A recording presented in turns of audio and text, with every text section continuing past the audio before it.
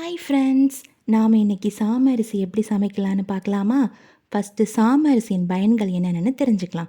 இதில் அதிக நார்ச்சத்து இருக்கிறதுனால ஜீரணத்தை மேம்படுத்தும், குறைந்த கலோரி இருக்கிறதுனால உடல் எடையை கட்டுப்படுத்தும், குறைந்த கிளைகேமிக் குறியீடு இருக்கிறதுனால சர்க்கரை நோயாளிங்களுக்கு நல்லது, சுலபமாக ஜீரணம் ஆகிறதுனால எல்லா வயதினருக்கும் ஏற்றது. இப்போ என்னென்ன மில்லட்ஸ் இருக்குதுன்னு நம்ம பார்க்கலாமா?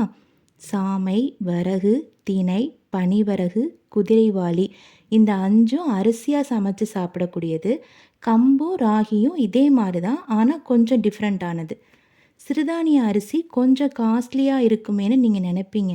உண்மைதான். இப்போ பொன்னி அரிசி 60 ரூபாய்க்கு வாங்குறீங்க அப்படின்னா இந்த சிறுதானிய அரிசி அரை கிலோவே 60 ரூபா.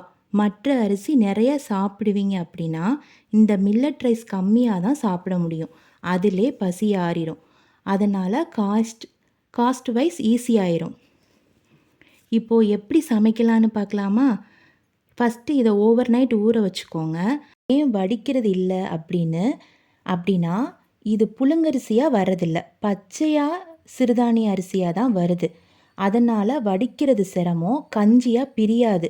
குக்கர்லேயும் சமைக்கலாம், நார்மலாக பாத்திரத்தில் பொங்கல் மாதிரியும் சமைக்கலாம்.